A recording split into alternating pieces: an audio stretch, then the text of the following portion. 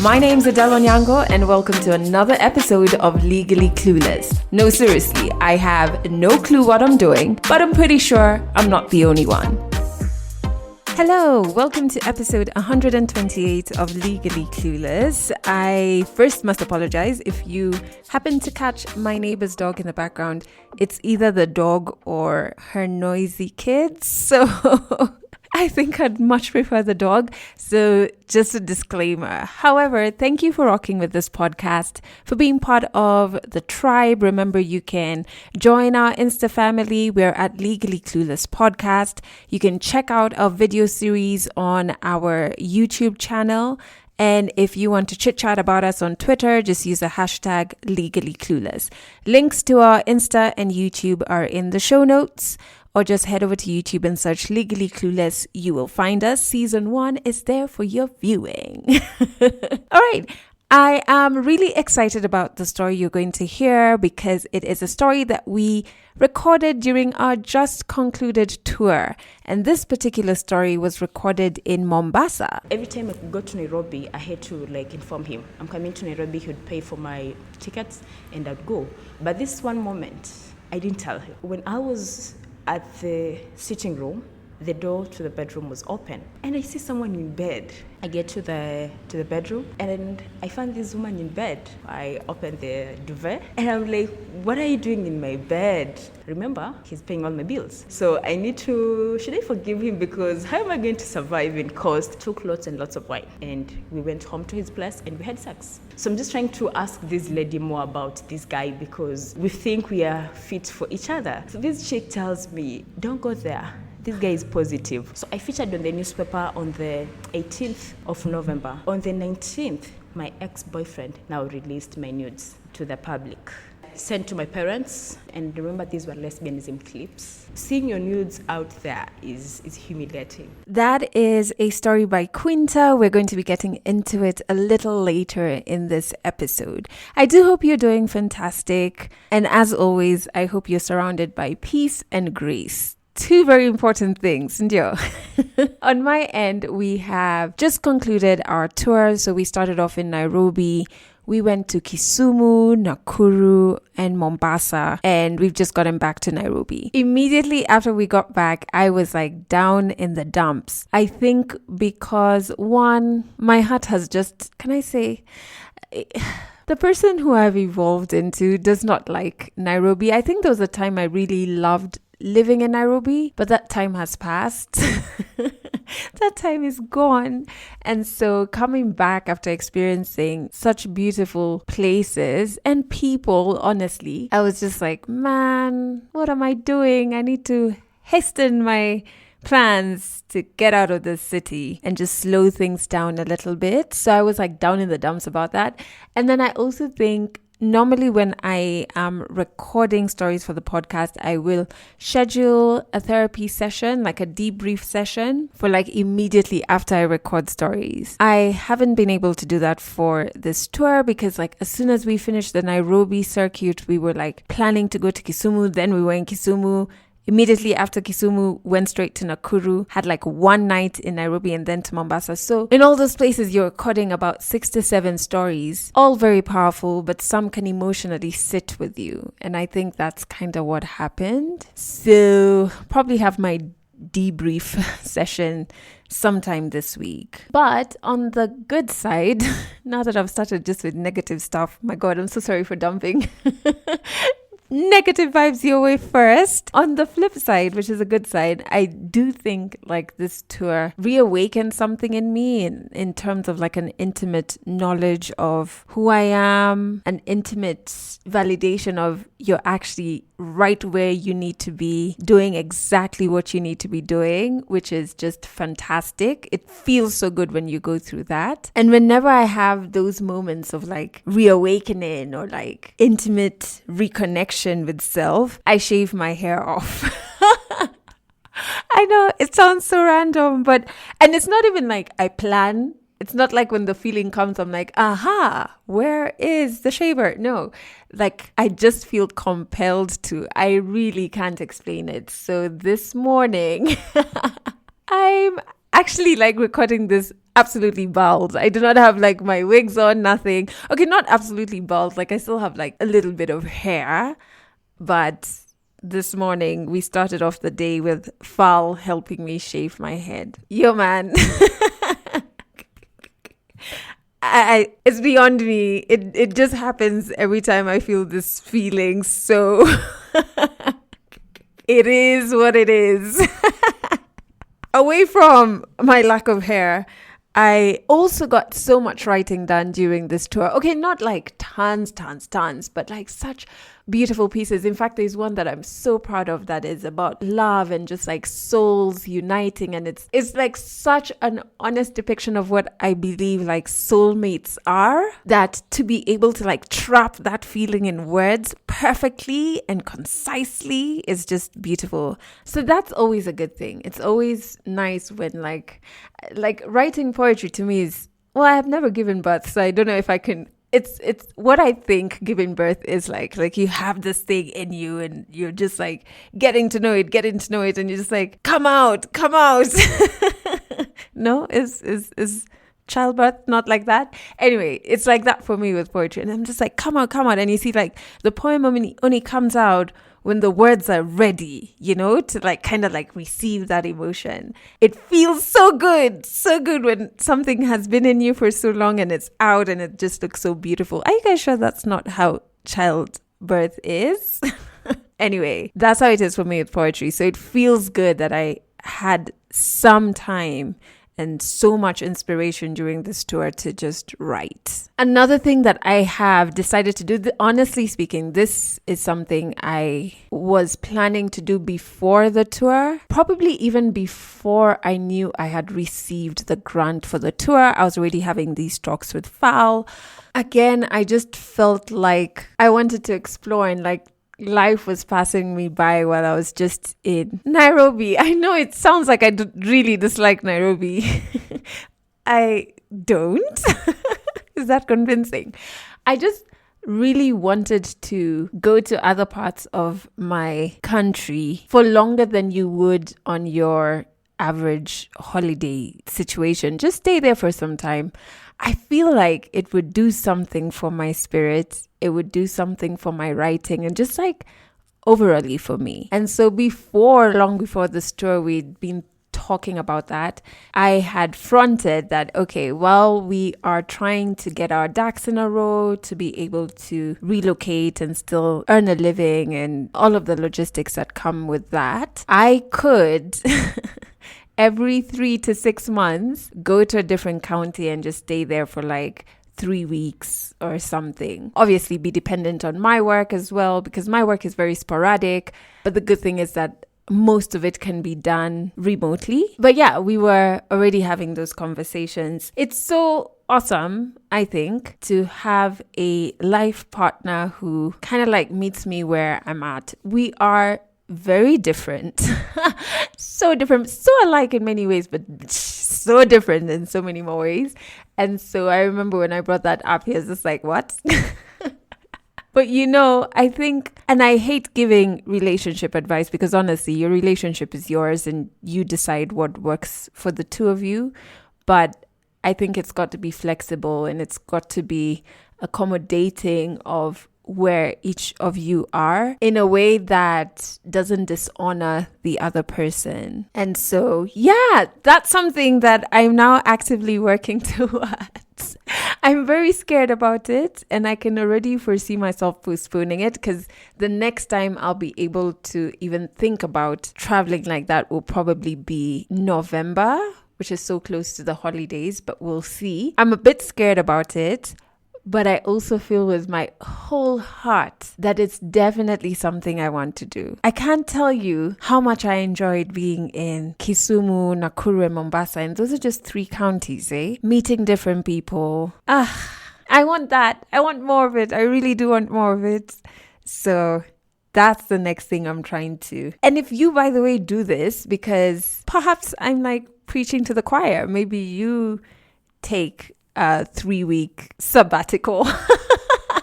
Is Is that what we're calling it? Well, whatever we're calling it. Maybe you do something similar to that. If you do, I would love to hear from you, like how you plan your work around it. Yeah, just how is it going for you if you do it? Because I really can't wait to start. And to be quite frank, what I think life is all about, sorry if I'm rambling, but it's something I've given so much thought to.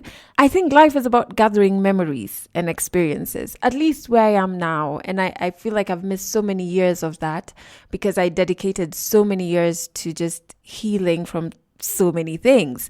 Even before the healing, those things had kind of like locked me out from living life. And I feel I was just like existing. And so now that I'm capable of living, I want to gather as many memories and experiences, you know? Think about it like you're strolling through life and you're gathering these things and you're putting them in your pocket. I want, when I hit that finish line, to have my pockets like sagging and just tired and like, give me free, you know, like full of memories and experiences. And I just don't want to waste any drop of my life. Yeah, I think that's really it. Just filling it up with experiences and not wasting it, just living it, you know? Anyway, that's where I'm at. Bald-headed and all. And let's jump into the song of the week because I really love this song. The name of the song is Zina and it's by Babylon. Babylon are an Algerian band. And the name of the song that I want you to listen to is called Zina. I have absolutely no idea what this song is about. I tried to Google meanings and everything is in Arabic, and like when I was trying to translate, it was not making sense. But you know, isn't that the power of music? You may not understand the words, but there's a vibe in this song that is just so beautiful. The first time I heard it, I was in a very, what would the word be? Spiritual space as myself with a friend of mine. Then he played a playlist, random playlist. It was not made by him. And this song came on and I can't explain to you what it did to me. It's like it connected with my spirit. It connected with me and I don't know, music is, maybe I have a really weird connection with music, but it's quite powerful and I just felt so drawn to it. So I obviously was like, what song is that? And it turned out to be this one, Zina. So I think you really should check it out. And I hope you have that same connection with it because it was so beautiful. I've put a link to the song in the show notes, but it's called Zina and it's by Babylon from Algeria. Okay, let's jump into 100 African stories. This story was recorded in Mombasa. And I have to apologize. We were recording in the middle of the CBD at a beautiful co-working space called Mombasa Works. They actually have 2 branches. Yeah, they've grown that much. It's a beautiful space started by a lovely lady called Cindy. And it's places where startups, different organizations, individuals can go and become members. And you're basically just getting not only office space, which I think is the obvious bit of co-working spaces, but more than that, I think Mombasa Works gives you community. You know, you get to link up with like-minded people. They can add value to your ideas. And it's honestly, especially being as myself, an entrepreneur in the creative media space, sometimes it gets a bit lonely. And so belonging to these spaces can really help you feel less alone, help you build a community around this thing that you do. So if you are in Mombasa, make sure you check out Mombasa Works. I have put a link to their social platforms and their website in the show notes. Do check it out. On to the story. It is by Quinta, who's so amazing. It was such a delight meeting her during this tour. And her story is really about overcoming quite a few things, but one of the last things she had to overcome was an ex releasing her nudes. 100 African stories on Legally Clueless, coming to you from the road. We partnered with Africa No Filter to take this podcast on tour to Nakuru, Kisumu, Mombasa, and Nairobi, bringing you powerful and inspiring African stories. Hi, I'm Quinta Wambulwa. I'm an author. I'm also a founder of a non-profit organization, Girls for Girls Africa Mental Health Foundation. And I'm from Kenya, from western part of Kenya. in Lugulu. I was in Form 2 when I met my first love. I grew up in an environment that was very restricted. My dad is a teacher, he is a church leader as well, and then my mom is a community activist. So our family is really highly respected in the community. And being the firstborn and the only girl, I was brought up very decently, you know. So when I met this man in Form 2, my dad didn't like it because already I was going against the rules in the home, you know. So this man was super rich, from a rich family, but we were from the same village. But anyway, I was in love. I was in love, you know. And then, so my life was okay. I was a bright student. From 2, I went to school at St. Joseph's, Kitale. So I was a bright student. In fact, my best subjects were chemistry. I was known for chemistry, you know. I was smashing all those A's, yeah. So when I finished my Form 4, I got a B+. So I was to join campus in Mombasa. So I was called to pursue maritime in Mombasa. So my dad didn't like it because already as a student, as a young girl, I was already in love with a person he was 25 at the time, and he was done with campus for him. So my dad didn't like me coming to Coast because remember, I have grown up in the village. Literally, my whole life is in the village. So this is my first time away from my village. This is my first time away from family and away from parents. Everything was first time. So for me, I really wanted to come to Mombasa. So my dad was like, I'm gonna go to KMTC. You see where KMTC students still wear their uniforms and, you know, shoes and socks. And I'm like, no, I can't do that. I need to go to campus. I need to go to campus. So I spoke to my boyfriend about it because actually guys were joining university. And my dad was like, Quinta will not join campus. She will join KMTC in Webuye. I'm like, no, I can't be born in Lugulu, go to high school in Western, and then I'm also going to campus in Western. I'm not doing that. So I spoke to my boyfriend, and he's rich, and he told me, yeah, I'm going to pay for you. I'm gonna pay for your fee. So do this, you pack your things, and then if you can steal the letter, do a copy, and then you're above 18. I can pay for your fee. Let's do this. Yeah, so I stole the letter. I told my mom about it. Remember, I'm the firstborn and the only girl, so I'm super pretty close with my mom. So I told my mom about it. I thought she could be loyal to me. Boy, I was wrong. She told my dad about it. Kinta is living where? Campus. How? You know, and so it's more like I had become very rude. My dad was so shocked. How come this girl is just changing? And, you know, and so my dad told me about it, like, I know what your plans are, and even from today, I shouldn't see you getting out of this gate. Now, I was like being at home, never to leave the place, never to go to the market. My life was just now indoors. So we went to church, like I mentioned before. My dad is a church leader and everything, and also I'm a church girl. So yeah, I went, spoke to the pastors after church. I told them, because guys are wondering, Quinta is not going to campus and guys are going, and she passed. She got a B+. So I told my pastor about it, and they're like, we'll come home. Because now I had messed. I had to be forgiven to be allowed to come to campus. But when I spoke to the church leaders, so they came at home. So you see, my dad was again angry because it's like I had set him up to the church.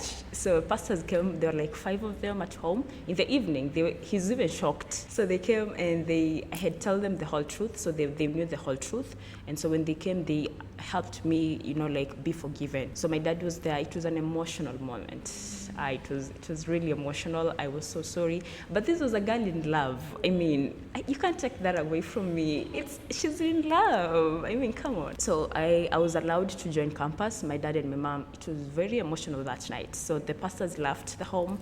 I came to Mombasa. Remember, this is first time. So culture shock, you know.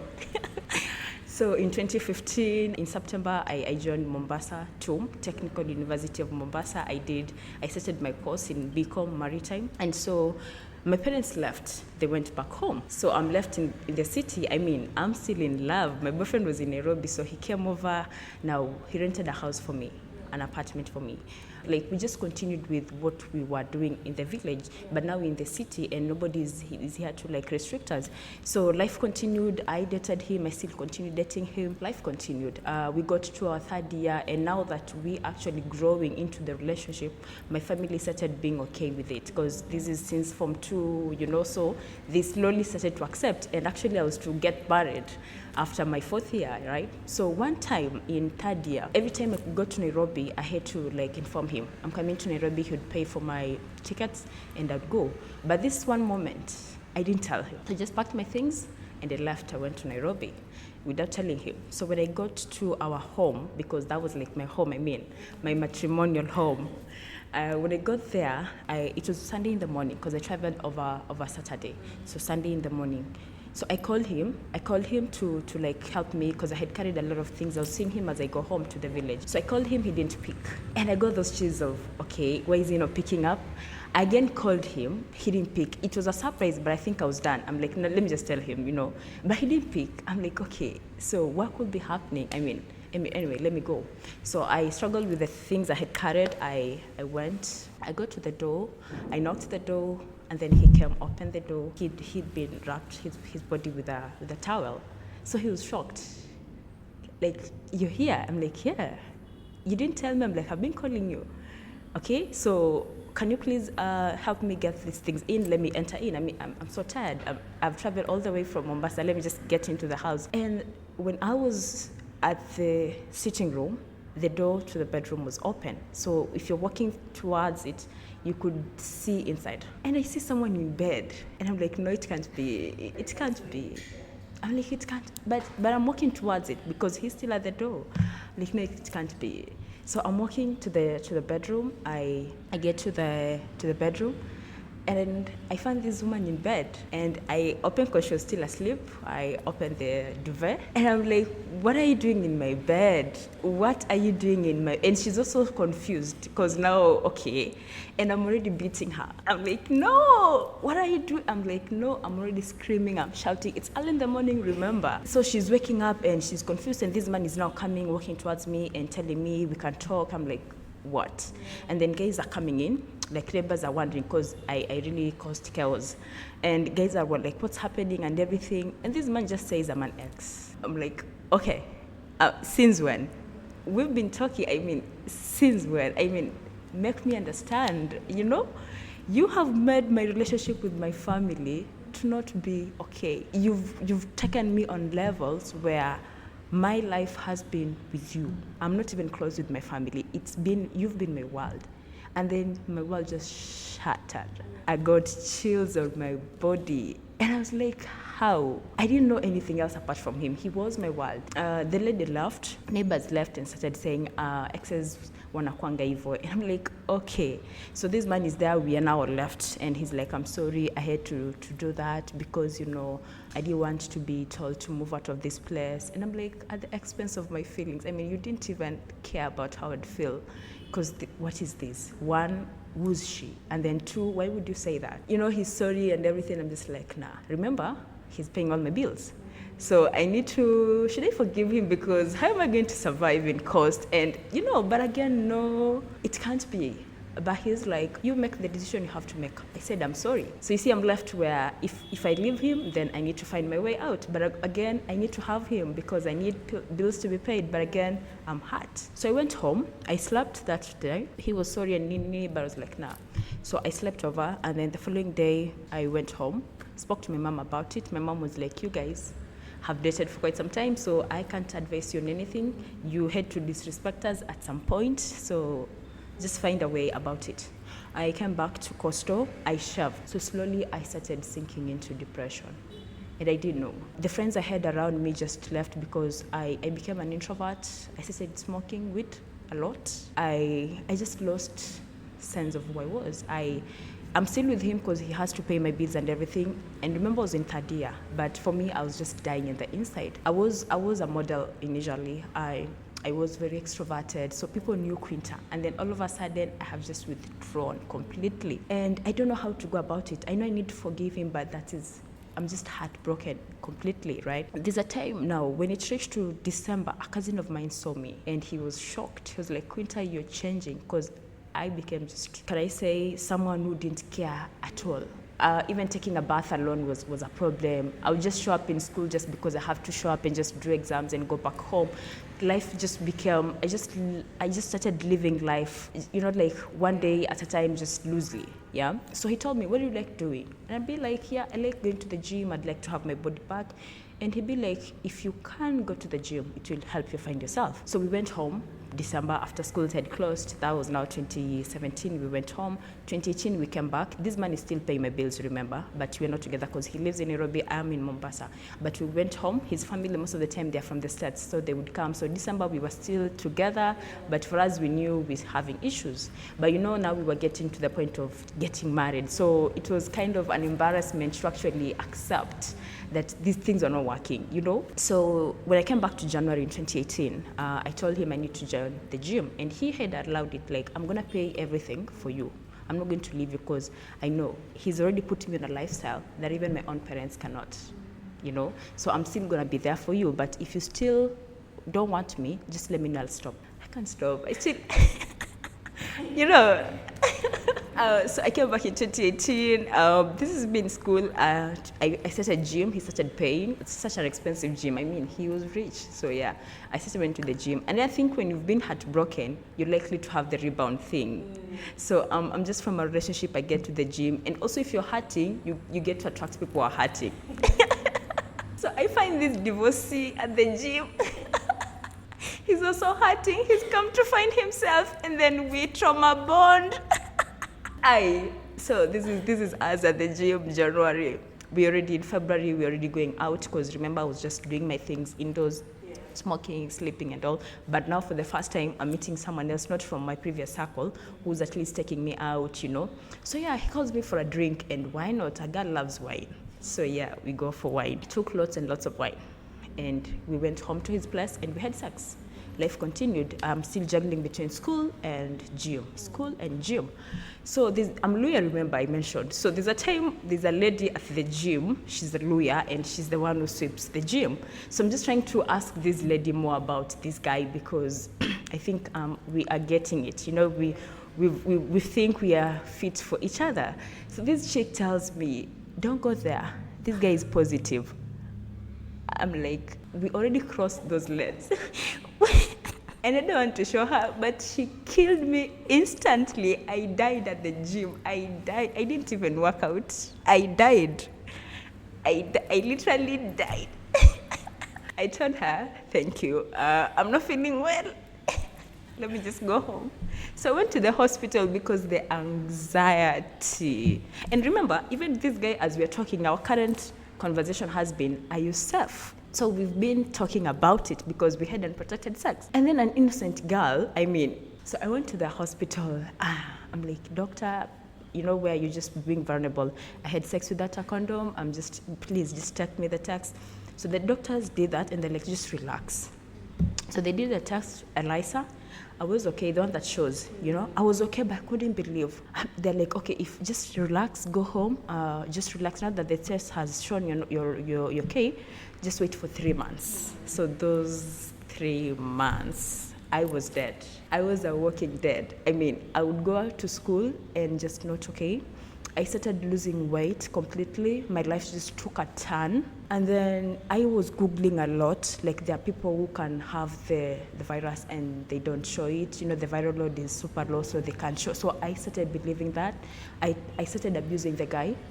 And he was like, woman, that's not me. You cannot treat me that way. He came, did the test. He was okay. He threw those tests on my face and left. It was so humiliating, it was so embarrassing, and I couldn't believe I was okay. I couldn't believe. I had believed he had taken the meds, so it couldn't show. So for me, I still knew he was sick and I was sick, So that was in February, March. Remember, I'm still using drugs and just hating life, and then I started becoming suicidal. Quinta, where are you living? You just lost a 7-year relationship, and now you have AIDS. So what's the point? What's the point, Quinta? And those voices were so hard. They were so loud in my head, and I started planning for it. So one time I'm walking from school at the bridge around April. You see, all these months I've been waiting since February, March, April. So I've been waiting. So all this time, I have been still doing the test. And you see, that's money. So this guy doesn't even know why all the time I'm looking for money. But I'm here in the hospital every month doing the test. I am okay, but mentally, I don't believe. And I've started to lose weight. So there's a friend of mine in school. I just mentioned to her, I had sex with someone and I was told he's positive, but I've done the test and I'm not. And he was like, Ndomana unakonda. So already people were, Mbona Quinta anaconda. So it's like I had now given them an answer to their questions. So it started going around again. Quinta Anaconda. So I would walk before people. Remember, I was an extrovert, so people knew me. So everything that was happening around me, people were concerned and they were seeing. And they'll be like, no wonder, no wonder. And people would point fingers, and it used to finish me completely. School never became school. I just was going there to do the exams and go back home. I was fighting a lot, but people didn't know how to reach to me. And I also didn't know what I really needed at that time. So when I'm going home, the only thing I wanted was to throw myself at the bridge. So I had planned it. I walked from school. I got to the bridge. I stood there for quite some time. And I think there were people who had seen me do that. So just before I did that, my hand was held. And these guys were like, unataka kujiua? You want to commit suicide? Why do you want to do that? And they were so angry at me. And they took by my hand and took me to a hospital. There's another hospital just near the bridge. And you see, I had been working with all these tests since February, March, April. Like every week I have been doing these tests. So I have them. So I get to the hospital and the doctors are asking me, what is it? Are you okay? And I'm like, no, what is it? I'm like, I'm positive. They're like, okay, people who are positive leave, there's ARV. So they start taking me to that world. They did the test, I was okay. I gave them the test that I had been doing all those months, and they were like, tell us, before this, what had happened? Just tell us. So when I started narrating the heartbreak, they said that was it. That heartbreak is what is causing all of this. So my world was on him. So without him, then there's no world. So my mind believed that. So me being told I was HIV positive, that's what I wanted to hear, because eventually I will die. But me being told I'm not, my mind could not fathom that. So I was constantly wanting to be told, you are positive. I would have been okay. So you see how my mind was wired. So they told me, we would like to refer you to our friend who's a psychiatrist in Nairobi. So my life started changing. So they referred me to Kenyatta Hospital, where I found my psychiatrist. I had a cousin working there, so it was easy. I had a family member who knew my situation. I was diagnosed with depression, anxiety, and PTSD. So when I was diagnosed with that and then put on a medication, but most of my practices were, when I used to have the antidepressants, but also the counseling, the therapy sessions. So that was also my first time to hear mental health. That was my first time to hear depression and the issues that I had been diagnosed with.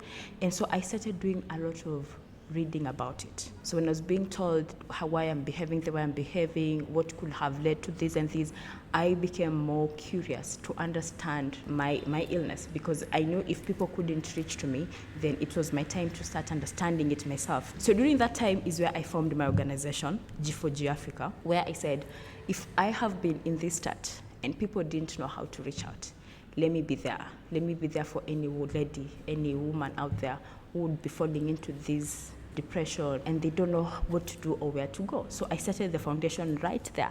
I think also writing allowed me to start expressing. So just in writing and my thoughts, just creating another world. And I started the organization. The name started right there in bed. And then when I came back to school around June, we're now in 4th year, I used to have assignments done for me online, and then the exams I did later on. So when you came back in June, there were elections happening in school, and oh yeah, that's me. It's my time to share my story. I am a speaker, I share a lot, and I realized that it was now my time to just get out there for people to understand what I was going through, because they didn't know, and some of them judged me harshly. So when I came back to school, elections were being held, and Quinta went on to vie as a president. I didn't win per se, but I became number 2. And during that time, I started a safe space, Coffee with Quinta. And what Coffee with Quinta did is we'd just meet and start sharing. And I could share my story, and in doing that, other students would freely start sharing their stories. So I realized people were hurting, but they didn't have the safe spaces to kind of share these stories. So Coffee with Quinta Hangout really grew, and at the time there were so many suicidal cases at the campus. So the Mental Health on Campus project allowed me to have more people start expressing who they are, using arts to heal, going into yoga and meditation, because I started learning on that and it worked for me, so I used to do it to others. And we created more like a community, you know. My work was being seen in school. The vice chancellor would walk around and see people, you know, the posters, Coffee with Quinta all over, and people are looking forward to meet Fridays, to have the hangout, have coffee, have these talks, and just leave the room. And she wanted to know me. So she called, she sent out, and I was called. I went to see the Vice Chancellor, and she told me I'm doing an amazing work, congratulated me. I told her my story, and she asked me if I could speak to the first years who were joining in September. So slowly my work was being recognized, and I think I was still healing. I was still on that journey of healing, but the more I could speak, I could feel some relief, because I think I had bottled up so many things, bitterness, anger, everything. So by just speaking out, every time I could speak, I could actually narrate it from a point of healing. So it used to feel liberating every time I could speak of my story and what I had just gone through. When the first years came in September, I was there narrating to almost 7,000 students on the admission day, and it felt so powerful, because at that time it was my first time to get all this media attention. So radios were there, TV, newspapers, and it was my first time again to be on radio, my first time to be on the newspaper, on TV. So the daily newspaper guys approached me and asked for my story, because it was making an impact. So I featured on the newspaper on the 18th of November 2018. On the 19th, my ex-boyfriend now released my nudes to the public. It was crazy. Sent to my parents. Blogs were made, and remember, these were lesbianism clips. Everything, Facebook, everywhere. Vice Chancellor was sent, everything was sent. Videos and nudes that we had sent him. When in 2016 he had wanted a threesome, and remember, I'm from the village, this is my man, we can explore. So we did that with my friend who was bisexual, and we sent him. So those are the things he finally sent. My mom asked me, what am I seeing? I had not seen them. I'm like, nini? And then, so guys started calling me and sending me. And I went to my Facebook, because these guys stopped paying my fee, my bills at some point. In April, when I went to the psychiatric center, he just stopped paying. So I had to move to my aunt. So I was living with my aunt at that time. So people started calling me and sending me those videos and nudes, and I'm like, okay, this is happening. So my name was all over. Remember, he just featured on the newspaper on the 18th. So on the 19th, so they were all over. And explaining my sexuality, one, how I fell back into depression. I hated myself. I hated my journey. I just hated everything. But what hurt me, my mom was hurt. My mom was hurt. My dad is a leader in church. My parents were hurt. And when I think about it, it hurts me. There are people who blamed me. Why did you send? I'm like, is this what you guys should be asking me right now? Because if you're in a long distance relationship, you find yourself doing that. 2018, November. VC called me. She had been sent as well, and she was wondering, Quinta, what am I seeing? In school, remember we was in school, so this other lady, we lost our friendship when I started being sick. She was extroverted, so her life continued. But for me, I took time to start working on myself. So we couldn't continue being friends, because she was okay and moving on. For me, I was taken aback. So we were no longer even friends. So in school, it was crazy where you were working. So there are people who knew me, there are people who didn't know me. So you see where everyone is pointing fingers. Men would say a lot of shit about it. Seeing your nudes out there is humiliating. It is humiliating, because it changes how you also present yourself in public and on social media again. How do you even start again showing up on social media? How, as who? So the VC called me. I told her about it, and she said, women like you change the world. Keep pushing. Keep pushing. And so the women around me who told me keep pushing, they spoke to me. But also there was something in me that fought, that inner child in me, that innocent child. She stood strong. As much as I became suicidal, but there was another voice telling me, Quinta, you can't do this. You can save yourself. That child, she fought. She really stood strong. We finished school, we went home in December, so the village was crazy.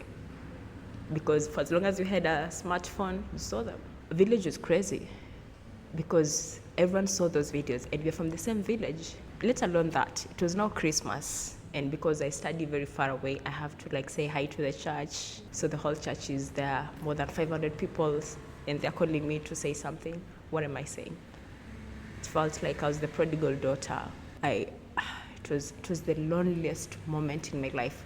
Those are the moments I felt like I wish I was not connected. I wish I was just alone in this world. I wish I didn't even have people connected to me, because they were hurt just as much. My brothers, my family, my cousins, people were hurt, and they didn't know how to help me. They just didn't know, but they believed I would rise.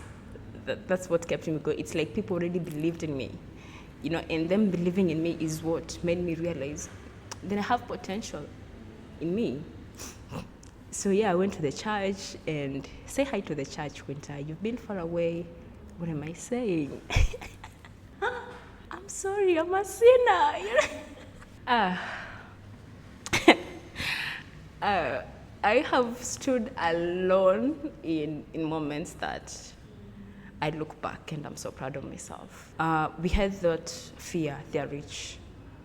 They can use the money to bribe anything. And in fact, when they happened, there were people who called me and pretended that they were policemen. So that gave me a lot of fear. They pretended they were policemen, and they were asking me, why am I sleeping around with women? Is that what I was sent to do in school? So I felt intimidated. I couldn't even go report. I couldn't do anything. And them coming from a rich family, and I just didn't want. So I focused on my healing. I focused on, let me start doing me.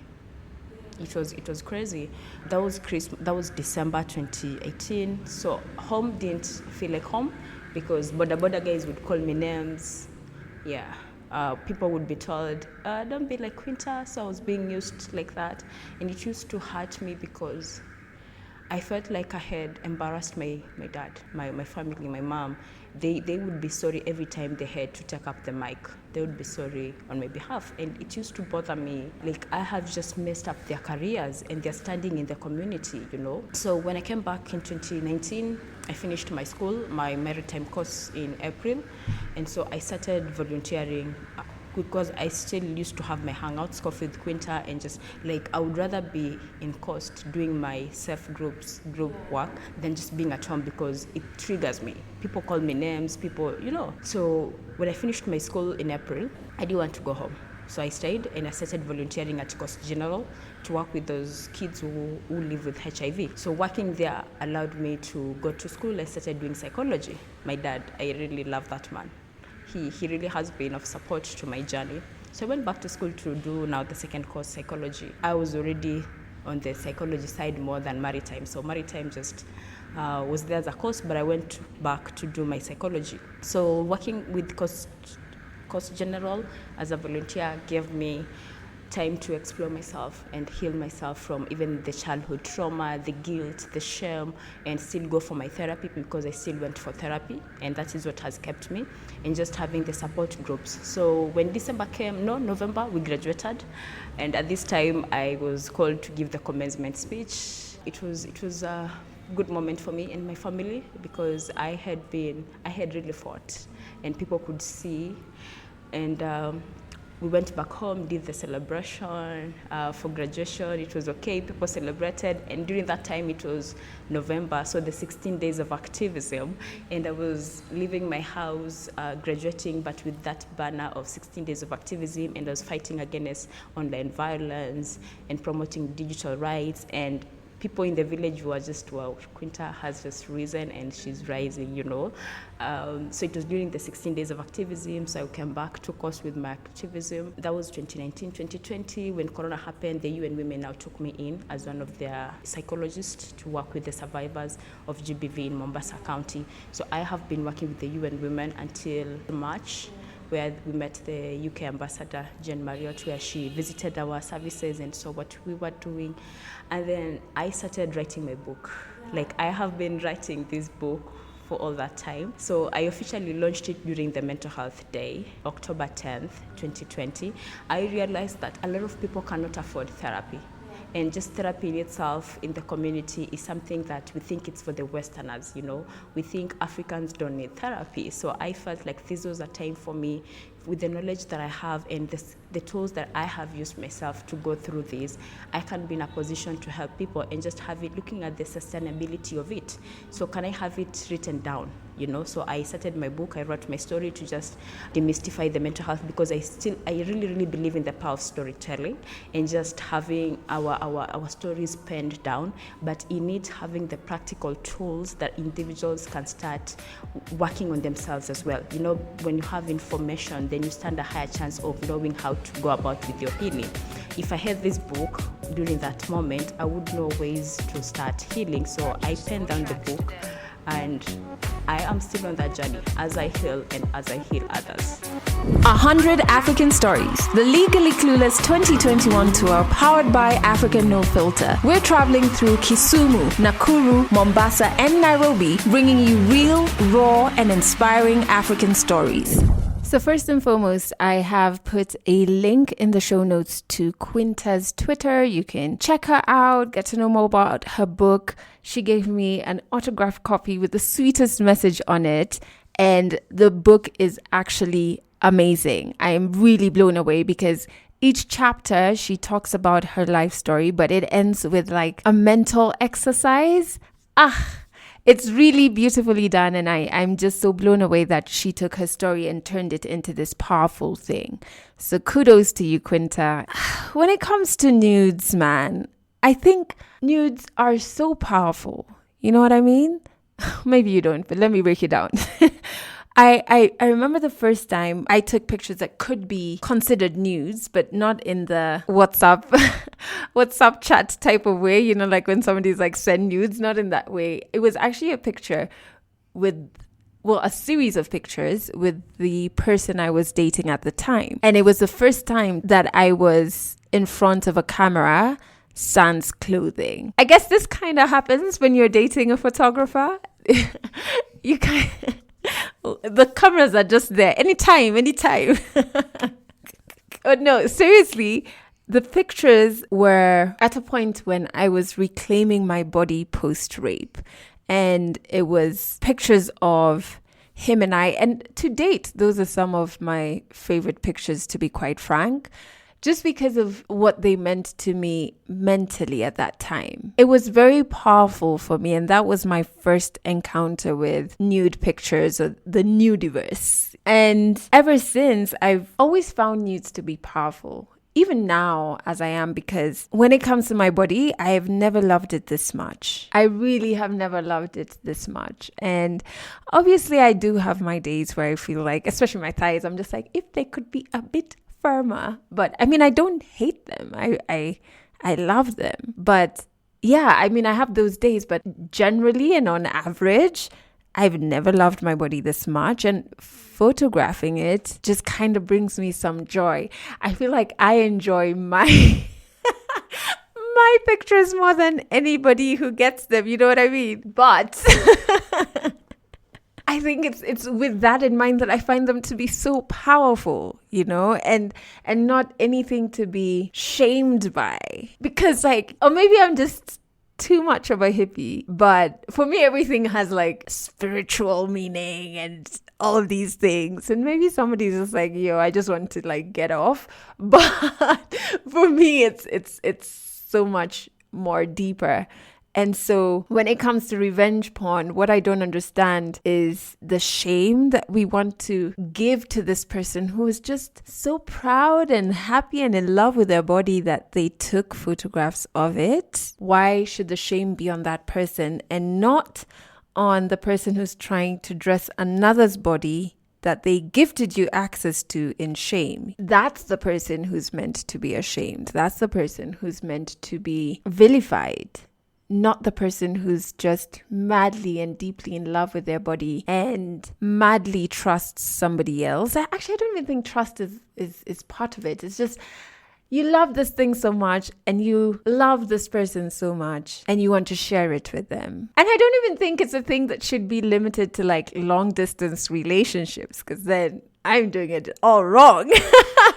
I think it's just, It's an appreciation of your body, and different people express love differently. You know what I mean? So for me, it could be I love taking these like shadowy pictures of my body. For somebody else, it could manifest differently, and I don't think anybody should be shamed, A, for taking those pictures, or B, for sharing them. Nope. But thank you to Quinta for sharing that story, and thank you for listening to this podcast. I have some good news, actually. Spotify, just in Kenya, released a top 10 list of podcasts that Kenyans are listening to, and Legally Clueless came in third, which is really awesome. There's only about 3 Kenyan podcasts on that top 10 list, which I have a problem with. Y'all need to listen to a lot more Kenyan podcasts, but that we're there is awesome, and it's just a testament to 2 things. 1, y'all are awesome. And 2, honestly, if you have this wild idea of something that you want to start and it seems so out of reach, it seems like something that can never be remotely successful, can never even be understood. Maybe you've even shared it with 1 or 2 people and they didn't understand it, and you're about to give up on it. If you're listening to this, this is your sign not to give up on it. This is your sign to start. This is your sign to take a chance on yourself, to remember how awesome you are, to remember that failure is normal and it doesn't feel good, but there's also a lot to learn from failure, and failure is not a full stop. It's not the end. So if you're staying away from starting it because you're scared of failing, no, that shouldn't be the reason. Find another reason, but not that one. But genuinely speaking, if you're hearing this now, this genuinely is your sign. Thank you so much for listening to this episode to the very end. Of course, you've already started hearing some of the stories from the tour on our audio episodes. The video episodes that are so bomb. I think we've done something amazing. Hey. I'm so proud. I'm proud of everybody involved, honestly. Oh, what was I saying? The video episodes from the tour, it's a 4-part series, will be out from the 3rd of September, which is a Friday, on our YouTube channel. So make sure you head over there, subscribe, turn on notifications so that you can be the first to watch Legally Clueless on Tour, the series. Y'all, I'm so excited. I'm sorry. That scream must not have felt good on your headphones or earphones or whatever you're listening to this on. But oh my God, I'm so excited. I'm just so excited for you to be on the road with us through those episodes. Anyway, I'm just going to keep going on about how excited I am. So let me end this episode right here. Ouch. Just broke something. Thank you for listening to this episode to the very end. That's it for this episode of Legally Clueless. You can share this podcast with your friends. You can keep it for yourself. I'm not judging. Just make sure you're here next week for the next episode.